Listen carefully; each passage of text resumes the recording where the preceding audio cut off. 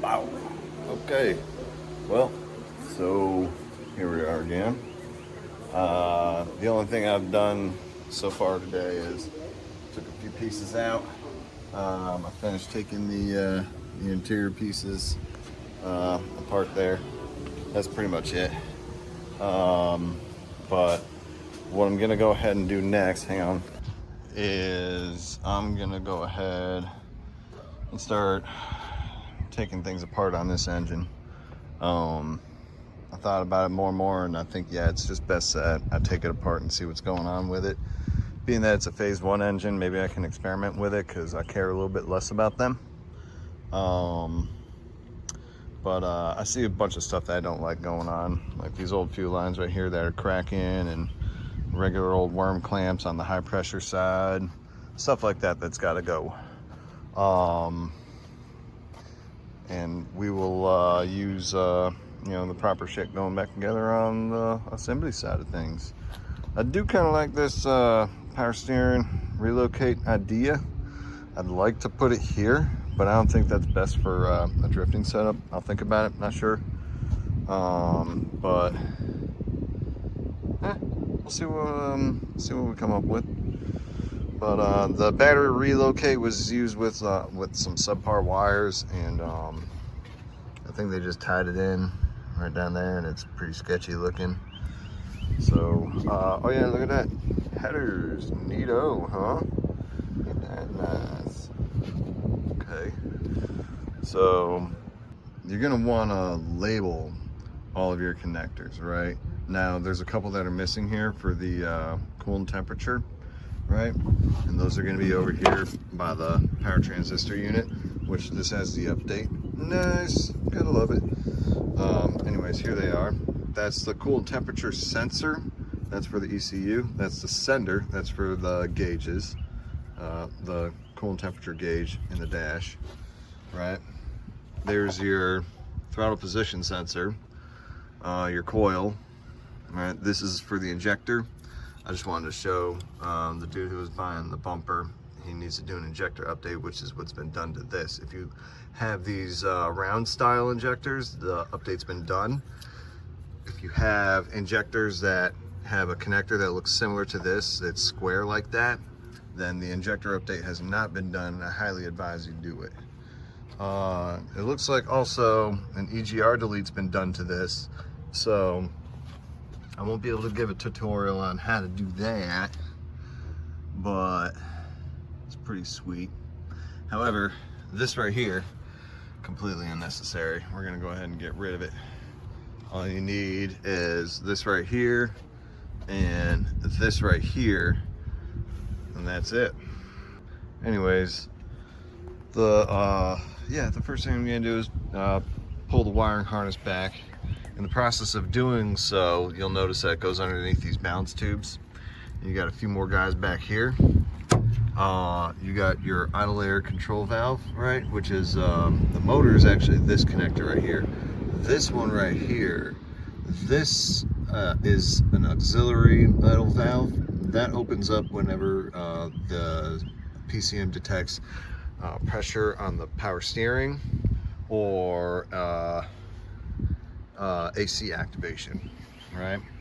And then you're gonna have another one, which is this guy right here. Now this one right here, you can get rid of that if you live anywhere south of Canada. I mean, if you live in the really, really cold states and you like driving your Z in the winter months, you know, more power to you. You go ahead and keep that, and it'll help you out on your cold starts in the morning. But if you live anywhere south, a little bit farther south than that, you can go ahead and delete this guy right here. It's totally unnecessary. The mass airflow sensor connector is right here. That is actually routed all the way up front. Excuse me, I'm sorry, I need to pay attention to my camera work here. And that right here is your crank angle sensor. Now that's what times all of your injectors and your coils, and lets the ECU know how fast the engine is spinning and where that crankshaft is. Believe it or not, that's the crankshaft position sensor. It's not a camshaft position sensor. You got variable valve timing on the intake cams, and those have solenoids at the back of the camshafts.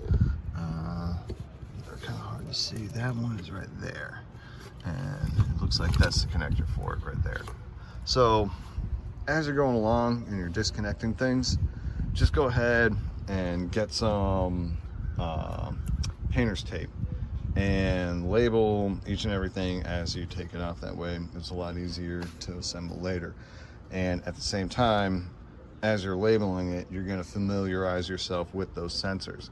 Now, a good thing to do is to just hop on the Z32 Wikipedia and learn how to go through and adjust the different components, which, well, components and sensors, which control how the engine runs. The crankshaft position sensor is going to need to be set in a particular way. You need a timing light for it. You're also going to have your throttle position sensor, but you got to make sure your throttles are set even. Then you got your idle speed back here. There's a way that I like to do it that the individual adjustments don't interfere with each other. And you have to get the engine up to operating temperature at the same time. It's a little bit tricky, but I'll go over that when we're on that side of things.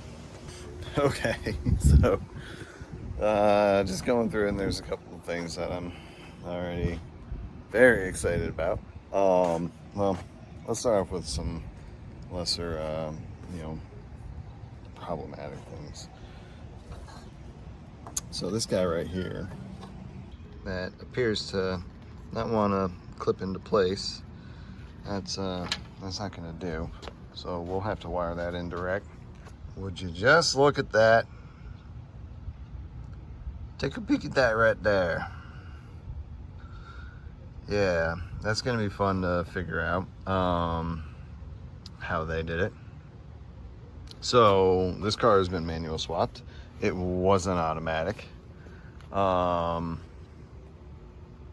going to be very, very fun. That explains another correction. If you didn't see at the bottom of the video, that is not an NRG shift knob. Actually, it explains the Megan Racing short throw shifter that's in here. That's pretty cool. You know as much as I do, and we're figuring it out together.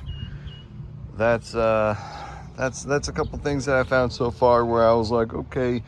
Also, grounds on the intake manifold, that's a no-go in my book.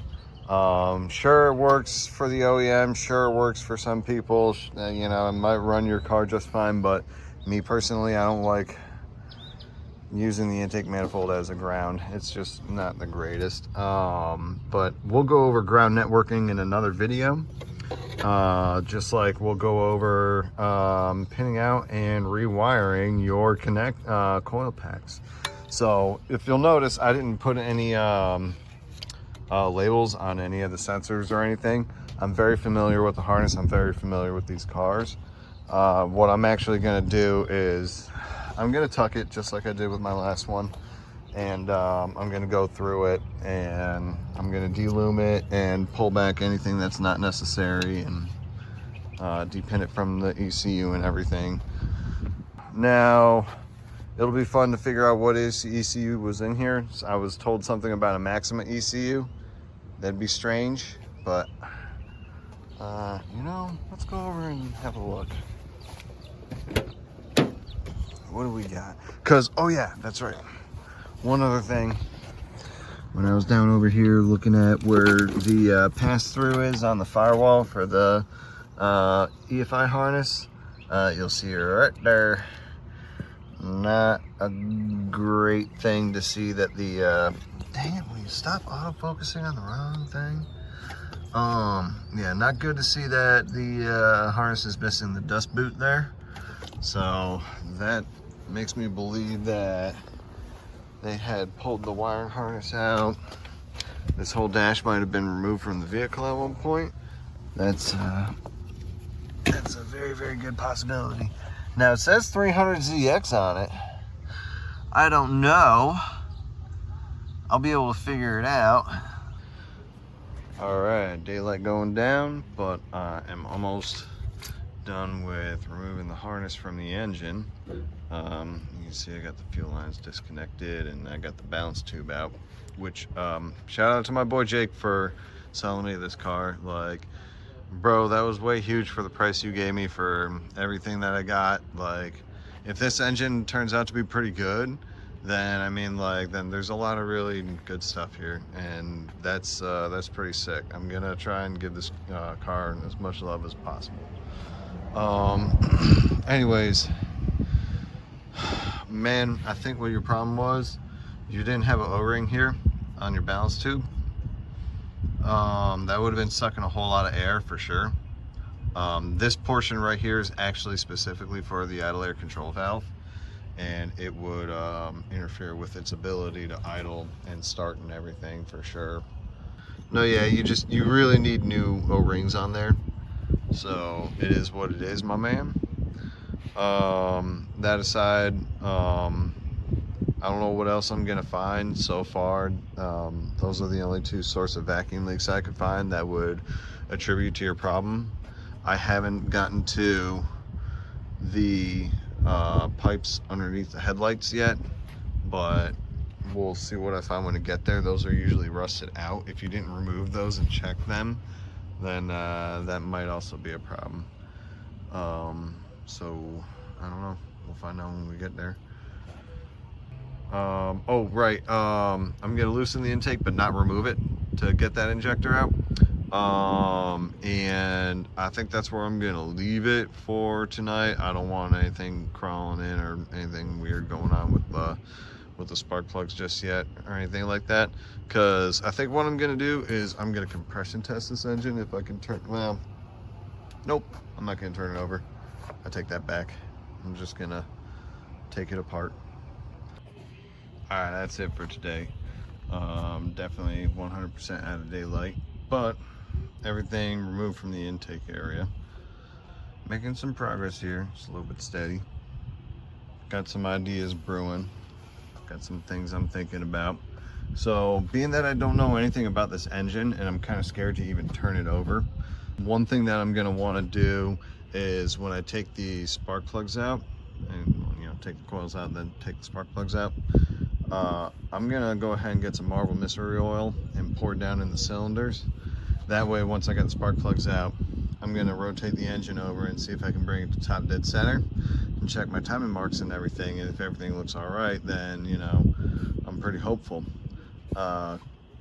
Either way, because it's been sitting, I'm a little worried about it, so I'm gonna go ahead and take it apart. Just have a look at everything and seal it up nice and proper. Yo! So, even though we started messing with the engine a little bit yesterday, that's not the direction we're gonna start going today. Mainly because we gotta finish stripping the interior, and the only reason I disconnected the harness from up front is because I want to be able to remove it from the vehicle. In order to do that, the dashboard's got to come out because it's in there, and then it wraps up and goes through the firewall and everything. So yeah, today's fun project is just stripping the interior out. Gonna go ahead and collect up all the hardware. Got, you know, a collection of it right here. I got a bunch of it back there in the corner. And yeah, one thing that I'm gonna try and do today as well is I want to get all this crap out. It's really just a nuisance and it smells bad. It makes them all smell really funky. I mean, you'll never get the Nissan funk out of it, but that's one way to kind of lessen it some. But no, yeah.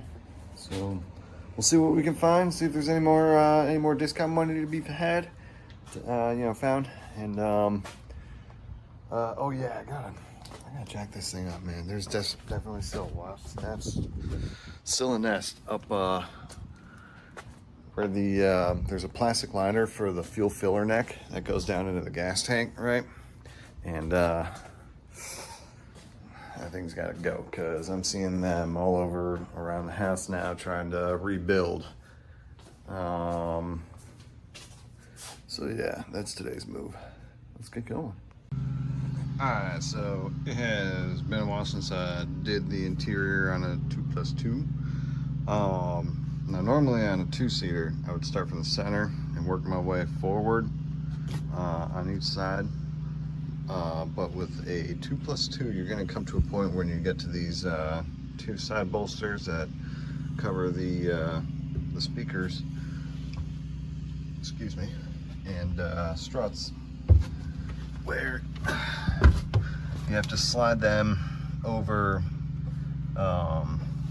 these latches, or the catches for the latches for the back seat. And in order to do that, this side bolster has to come off, and in order for the the passenger seat side bolsters to come off, the seat's got to come out. So that is our next move. I'm pretty sure the seat's got to come out, but even if it doesn't have to come out, it's going to make it much easier. Besides, 2 bolts each side, she gone. Got a lot of the interior taken apart now. You'll notice we got right here, that is your fuel pump controller. That'll turn the pump on and off depending on a few sensors and conditions. We're gonna go ahead and ditch that. That's a little too old, and so is the pump in there. And instead we're gonna install a nice new fuel pump, probably Air Motive 340. And I'm gonna set it up with a relay that'll utilize the wiring intended for it. That way we don't have to go messing around with the bulkhead or anything like that, hopefully. The ABS module, that's gonna go bye-bye. But I've got to loop the lines, and I'll show you guys how to do that. The ABS controller was here, it's gone now. I don't know where it went, but this entire harness right here, this sub harness can actually be removed as one from the entire vehicle. This right here is gonna go bye-bye. It's a pair of jumper cables that looks like that somebody used as a battery relocation, which, I mean, that might be okay, but it's not really great. So we're gonna use some actual wire approved for automotive use. Got the Bose sound system boxes. I love it. That's cool. So we're gonna keep the speakers and everything, obviously, but pretty much, yeah, everything back here is gonna stay gutted, and I'd like to repaint all this black. After, yeah, we're gonna do the dry ice trick and remove all that sound deadening material at some point. I think that'll be a cool little video. Alright, so next up is to get the porthole pieces out. I'm thinking about the T-top trim and pieces too as well, because it's looking kind of junky. We'll see when I get that far, but yeah, all that's coming out, and so's all that.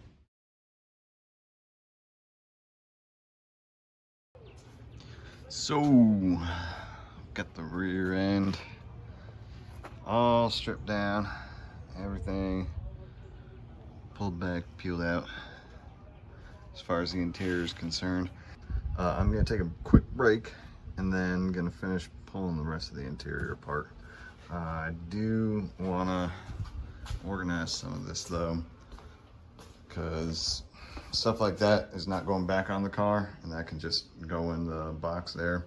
Some of the stuff in the box is going back on the car, so it needs to come out of the box. And that'll be pretty much it for today.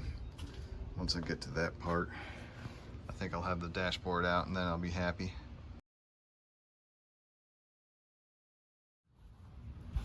It's looking like the most complicated part right now for anyone who's never been this far before. Which it is. This is the most complicated part.